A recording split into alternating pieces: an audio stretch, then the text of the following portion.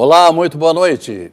Já está no ar o nosso Consumidor em Pauta, um programa de utilidade pública da TVE que vai ao ar diariamente.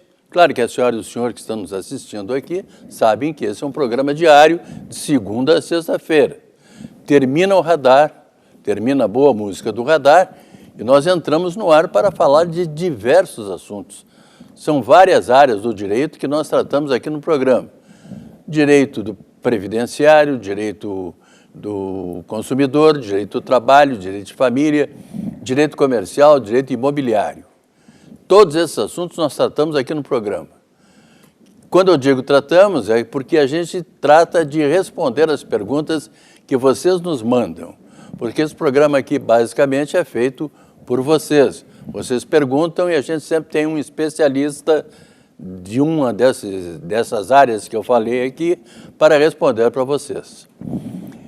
E eu já vou logo dar o endereço para vocês, para onde vocês podem mandar as perguntas que vocês querem fazer. Hoje nós vamos tratar de direito previdenciário, mas depois eu vou dizer o nome da pessoa que está comigo aqui. Vocês podem mandar um e-mail para consumidorempauta@tve.com.br, é o e-mail do programa, né, o Consumidor em Pauta.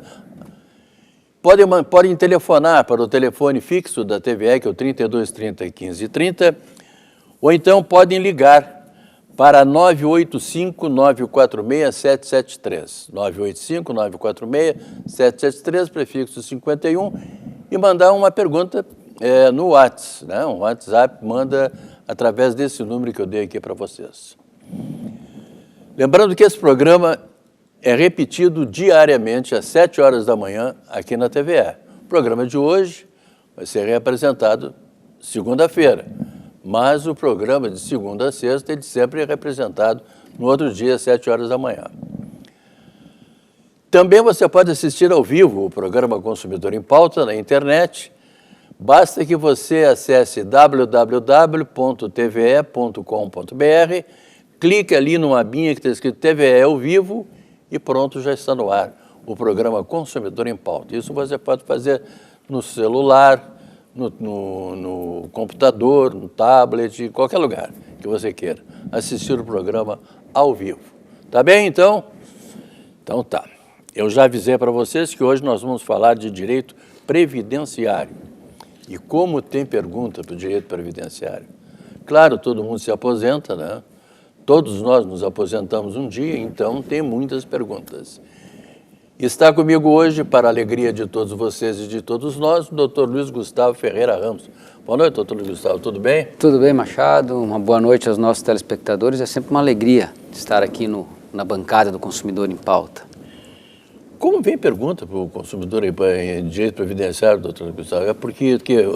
Ainda bem. Ainda bem. Mas bem. Me diga uma coisa, é porque está muito represado isso? Ou todo mundo se aposenta? O que é? É uma conjunção de fatores, né, Machado? O direito previdenciário está na crista da onda, como eu costumo brincar, né? Nós passamos por uma importante reforma da Previdência, a maior reforma da Previdência que se tem conhecimento, né, desde a Constituição de 88.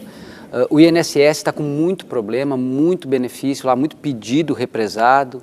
São os pentes finos que são feitos nos benefícios por incapacidade, que gera muita insegurança em quem está aposentado por invalidez, em quem está recebendo benefício por incapacidade. Enfim, todo mundo se aposenta, todo mundo em algum determinado momento da vida vai bater as portas do INSS para postular lá a sua aposentadoria. Então, a conjunção desses fatores todos, né, faz com que os nossos telespectadores que acompanham o nosso programa nos enviem tantas perguntas quanto nos chegam aqui em todas as sextas-feiras, né? E eu gostaria de dizer também, eu até esqueci de lembrar a vocês, que todas as perguntas são respondidas. Elas demoram às vezes um pouco mais, mas serão respondidas. E a partir do dia 16 de março, nós teremos mais 15 minutos de programa. Então serão mais 15 minutos para a gente responder as perguntas de vocês. Aí nós não vamos ter muita desculpa, tá bom? Doutor Luiz Gustavo, vamos lá então para a primeira pergunta de hoje, que ela vem da cidade de Eldorado, é do Antônio. Ele diz o seguinte: tenho 57 anos, 3 anos de contribuição, aliás, 30 anos de contribuição, Trabalho no setor de limpeza de um hospital onde a insalubridade é de 20%. O INSS negou meu pedido de aposentadoria. Tenho direito ou não? Seu Antônio, para que o senhor tenha direito à aposentadoria, o senhor deve comprovar no mínimo 35 anos de atividade. O senhor nos traz uma referência importante na sua pergunta, que é o fato do senhor trabalhar em ambiente hospitalar. Se o senhor trabalha em ambiente hospitalar, em tese, essa sua atividade ela é uma atividade especial para fins de aposentadoria. O adicional de insalubridade também é um indicativo de que é uma atividade especial. Não necessariamente toda atividade que faz com que o trabalhador receba o adicional de insalubridade significa, perante o INSS, ser uma atividade especial. Mas no seu caso, a conjunção dessas informações, trabalho em ambiente hospitalar, adicional de insalubridade, isso tudo são indicativos de que a sua atividade é uma atividade especial. E se é uma atividade especial, o senhor ganha 40% a mais no tempo trabalhado nessas condições. Por exemplo, se o senhor trabalhou nesse ambiente hospitalar durante 10 anos, esse tempo pode ser convertido num tempo comum com 40% a mais. E aí o senhor que tinha 30 anos de contribuição se aproxima ainda mais dos 35. Eu sugiro ao senhor, primeiro, que o senhor pegue junto ao hospital um documento chamado Perfil Profissiográfico Previdenciário, também conhecido como PPP. Esse documento, ele demonstra quais são as atividades que o senhor desempenha, os agentes nocivos com os quais o senhor tem contato. Leve essa documentação toda para um advogado da sua confiança, que possa dar uma olhada nisso, porque eu entendo que o senhor tem, assim, direito à aposentadoria. E mais, se o senhor conseguir comprovar isso, o senhor se aposenta e recebe todos os atrasados desde o dia que o senhor protocolou o seu pedido lá no INSS. Então é muito importante que o senhor busque orientação junto a um advogado da sua confiança. Quero mandar um abraço lá para Palmeira das Missões, que está assistindo o programa Consumidor em Pauta através do canal 5. Então, um grande abraço para os palmeirenses aí. O senhor Cláudio Machado, tomara que seja meu parente também, né? Porque se é Machado, é aquela história. Se a Bayer é bom, então se é Machado é melhor ainda, né? O senhor Cláudio Machado mora no Sarandi. Ele diz que é de 1957, tem 29 anos e 4 meses de contribuição. Levando em conta a progressão anual, quando eu poderia ingressar com pedido de aposentadoria? Vamos lá, seu Cláudio, como eu sou do direito, meu forte não é muito a matemática. Vamos ver, o senhor é nascido em 57, o senhor tem 63 anos de idade, né? Se não me falha aqui a minha matemática. Se o senhor tem 63 anos de idade, o senhor vai se aposentar por idade aos 65, porque o senhor vai atingir 65 anos de idade antes de completar os 35 anos de contribuição, que seria o tempo mínimo para uma aposentadoria por tempo de contribuição. Então eu acredito que o senhor vai implementar, a não ser que o senhor tenha nesses 29 anos de trabalho aí alguma atividade especial, que é aquilo que eu falei agora há pouco quando eu respondi a primeira pergunta. Se o senhor não tiver nenhuma atividade especial, bom, aí sim, aí eu calculo que o senhor venha a se aposentar por idade aos 65 anos. E é importante que se diga que a idade da aposentadoria do homem não modificou com a reforma da Previdência. Antes da reforma da Previdência, o segurado homem se aposentava aos 65 anos de idade, trabalhador urbano.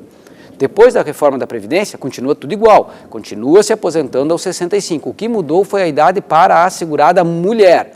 A assegurada mulher, sim, ela se aposentava aos 60 anos de idade, mas vai ter um aumento na idade de 6 meses até chegarmos aos 62. Por exemplo, uma mulher segurada do INSS que for encaminhar um pedido de aposentadoria hoje, ela já tem que comprovar 60 anos e meio de idade. Mas em relação ao homem continua tudo igual, se aposenta aos 65 anos de idade com no mínimo 15 anos de contribuição. A dona Silvia, que mora aqui em Porto Alegre, diz o seguinte: uma pessoa diagnosticada psiquiatricamente com psicose F29 tem direito à aposentadoria? Como devem agir os familiares dela para conseguir? Vamos lá, dona Silvia. Primeiro, não existe nenhuma doença que por si só enseja a concessão de aposentadoria por invalidez. É necessário se comprovar a incapacidade para o trabalho. Se essa pessoa que a senhora refere na sua pergunta, em função dos problemas de saúde que ela tem, ela está incapaz para o trabalho, em tese, ela tem direito ou a um auxílio-doença ou a uma aposentadoria por incapacidade. Depende da gravidade, se é possível de recuperação ou não. Agora, para que tenha direito ao benefício, primeiro tem que ser segurado no INSS, ou seja, tem que estar pagando o INSS, fazendo contribuições mensais, seja como empregado, como contribuinte individual, antigo autônomo, enfim, tem que estar pagando o INSS ou estar naquilo que a gente chama do período de graça, que é aquela pessoa que para de pagar, mas mesmo assim, por um determinado período, ela está protegida, está debaixo do guarda-chuva da Seguridade Social. Então, 2 requisitos, basicamente. Ser segurado do INSS, para tanto tem que estar contribuindo, ou estar no período de graça, e a segunda condição é estar incapaz para o trabalho. A conjunção desses elementos, desses requisitos, enseja, sim, a concessão do benefício por incapacidade. A dona Alice diz que tem 24 anos de contribuição e pergunta se ela consegue se aposentar esse ano quando ela completa 60 anos. Dona Alice, mudou um pouquinho com a reforma da Previdência. A mulher, nesse ano, precisa 60 anos e meio de idade, 60 anos e 6 meses. Então, se a senhora completar, no decorrer de 2020 agora, 60 anos e meio, a senhora se aposenta. A partir do ano que vem, já não será mais 60 anos e meio, serão exigidos 61 anos de idade. E assim por diante, aumentando 6 meses por ano, até chegarmos aos 62 anos de idade, que vai ser a idade para a mulher se aposentar. Então, veja lá, faça as contas. Se a senhora conseguir atingir 60 anos e meio de idade nesse ano, a senhora pode se aposentar. E como a senhora já tem 24 anos de contribuição, já tem o número de contribuições mínimas para a aposentadoria. Falta apenas a idade. Tem uma pergunta que chegou para o telefone agora aqui, doutor Luiz Gustavo. Falei doutor Dirceu, porque a pergunta é do Dirceu, que é lá de Cachoeirinha. Mas não é o doutor Dirceu, lógico, o doutor Dirceu sabe tudo sobre direito previdenciário. Então, bem, o Dirceu, que mora em Cachoeirinha, diz o seguinte: onde posso conseguir os comprovantes dos pagamentos efetuados ao INSS antes de 1993?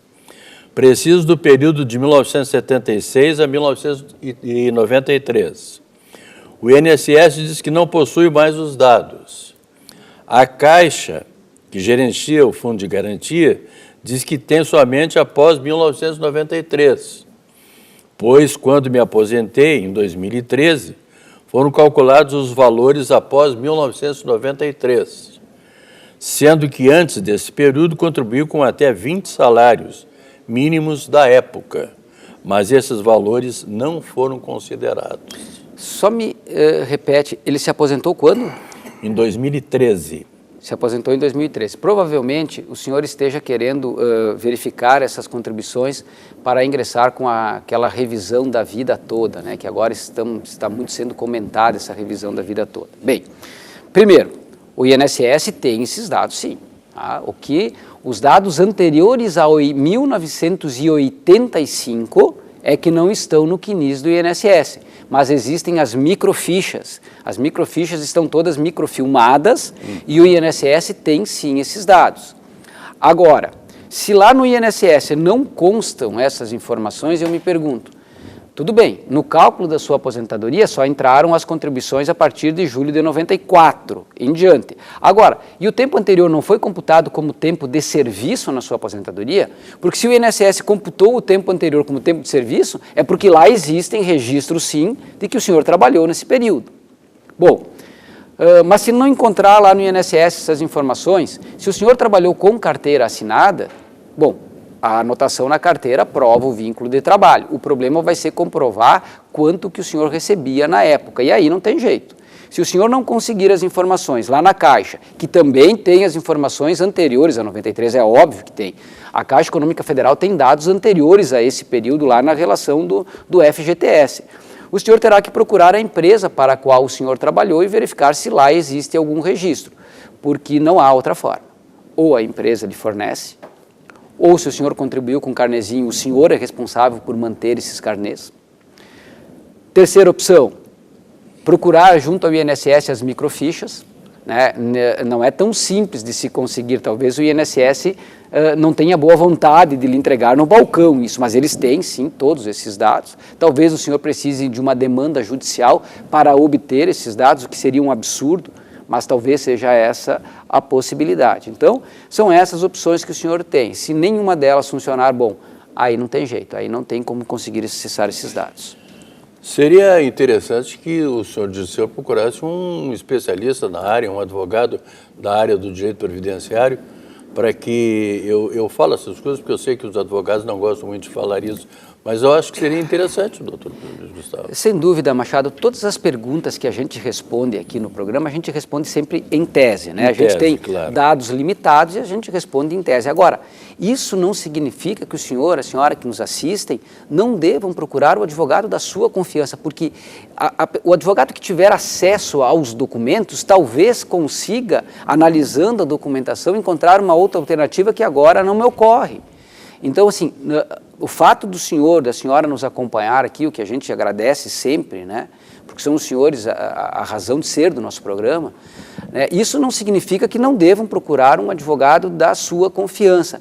Como eu digo, a nossa presença aqui, as nossas respostas, elas têm um único objetivo, que é aguçar a curiosidade do senhor ou da senhora. Nós queremos aqui demonstrar que existem alternativas. Agora, isso não significa que o senhor e a senhora não devam procurar um advogado da sua confiança para que esse profissional possa, tendo acesso a toda a documentação, indicar sim qual é a melhor alternativa. Tem a pergunta aqui da dona Rosa, que mora na cidade de Gravataí. Eu vou ler bem como está aqui, doutor Gustavo. Só não fica brava comigo porque jamais, é assim. Jamais. O trabalhador rural paga o sindicato rural, não tem idade para se aposentar. Pode se encostar por invalidez? Ela diz que tem 54 anos. Dona Rosa, se a senhora for uma trabalhadora rural, né, com 54 anos, a senhora está prestes a se aposentar, porque a trabalhadora do campo se aposenta aos 55 anos de idade, tendo, para tanto, que comprovar que trabalhou no meio rural nos últimos 15 anos. Então, a senhora está muito próxima de ter uma aposentadoria por idade como trabalhadora rural. Agora, se a senhora não tem mais condições de executar as suas atividades lá no campo, a senhora tem sim direito a uma aposentadoria por invalidez ou até um auxílio-doença, depende da gravidade do seu estado de saúde. Se a senhora não tem mais condições de recuperar a capacidade laboral, poderá fazer jus a uma aposentadoria por incapacidade, ou então a um auxílio-doença. Procure o INSS, agende uma perícia, ligue lá, no momento que a senhora comparecer à perícia, a senhora passará por essa perícia com o médico do INSS e depois terá que comprovar que é trabalhadora rural, o que a senhora o fará através de talões de produtor, da venda da produção rural, ou mesmo através de outros documentos quaisquer, dentre eles a sua ficha de associado lá no Sindicato dos Trabalhadores Rurais. O senhor Rogério mora na cidade de Campo Bom. Ele diz que está encostado por auxílio-doença desde 2012. Esse tempo, pergunta ele, conta para a aposentadoria? Simples assim, conta. Só precisa ter uma contribuição antes e uma contribuição posterior ao término do auxílio-doença. Então, se o senhor pretende encaminhar uma aposentadoria por tempo de contribuição, o senhor precisa encerrar o auxílio-doença que está recebendo, fazer uma contribuição posterior e aí depois todo o período será computado como tempo de contribuição. O senhor Jorge, que não diz de onde é, mas é o senhor Jorge, ele diz que está com fibrose pulmonar, fiquei 10 dias no hospital para fazer uma biópsia e vários exames. Meu médico me falou que eu tenho 40% de pulmão. Recebo auxílio-doença e como faço para receber aposentadoria por invalidez? Sou microempreendedor e continuo pagando o MEI. Seu Jorge, para que o senhor tenha direito à aposentadoria por incapacidade permanente, o senhor deve comprovar que está total e permanentemente incapaz para toda e qualquer atividade. E isso o senhor tem que provar através de uma perícia médica. Quando o INSS lhe chamar para a próxima perícia, ou quando o senhor agendar uma perícia de prorrogação, porque o seu auxílio-doença tem um tempo limitado. Antes de encerrar, o senhor vai ter que ligar lá para o 135 e reagendar uma nova perícia, a perícia de prorrogação. Nessa perícia, se ficar constatado que o senhor não tem como se recuperar, como recuperar sua capacidade laboral, aí o senhor fará jus a uma aposentadoria por invalidez, ou então continuará em auxílio-doença. O senhor poderia também ingressar com uma ação judicial, postulando a transformação do seu auxílio-doença numa aposentadoria por invalidez. No entanto, eu não aconselho que faça isso, porque nessa perícia judicial pode acontecer até de um perito dizer que o senhor já poderia até voltar a jogar futebol. Então não tem por que correr o risco, né? E com tanto perna de pau que tem por aí, né, Machado? Vamos lá. Mas então assim, deixando a brincadeira de lado, seu Jorge, eu não faria nada. Espere a próxima perícia do INSS nesse momento, não encaminhe nenhuma ação judicial e aguarde a próxima perícia do INSS.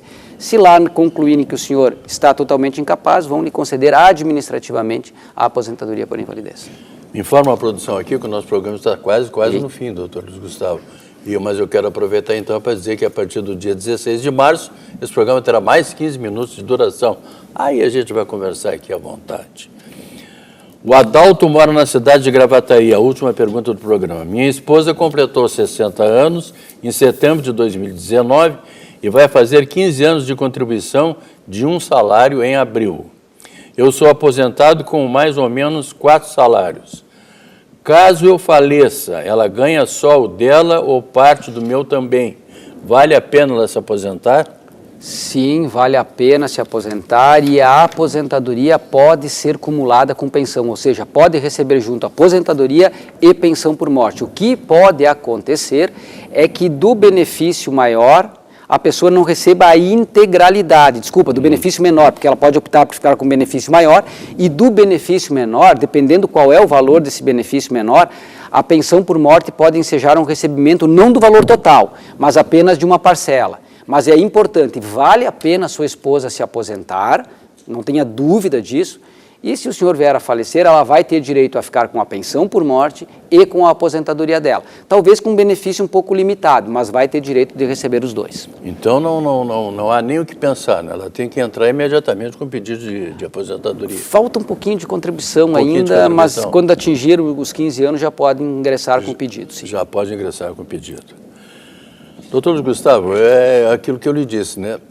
Ainda dá mais uma pergunta, está me informando aqui que dá mais uma pergunta bem rapidinha aqui. Então, telespectadora que não quer ser identificada, fui demitida da empresa e já encaminhei a aposentadoria, mas não estou recebendo. Tenho direito a receber seguro-desemprego? Bom, isso aqui é mais para o doutor Marcelo. Não, mas eu posso responder, sim. Enquanto não for concedida a aposentadoria, tem sim direito ao seguro-desemprego. Quando for concedida a aposentadoria, é bem provável que o INSS desconte os valores que ela recebeu de seguro-desemprego, porque não pode se receber junto seguro-desemprego e aposentadoria. Mas como a senhora não está recebendo aposentadoria, encaminhe o seu seguro-desemprego sem sombra de dúvidas. Então está. Então, doutor Gustavo, é aquilo que eu estava falando aqui antes, né, da última pergunta. A partir do dia 16 de março, nós teremos mais 15 minutos para conversar aqui e responder todas as perguntas que estão aqui represadas. Faremos isso.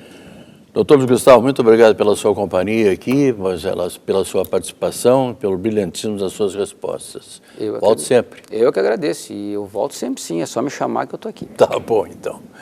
Lembrando a vocês que nós estamos na sexta-feira, tem aí um fim de semana inteiro que eu espero seja dos melhores para todos vocês, e nós estaremos de volta aqui segunda-feira. Vou conversar sobre direito do consumidor com o professor Cláudio Bonato. A todos vocês, muito obrigado, muito boa noite, um bom final de semana e até lá.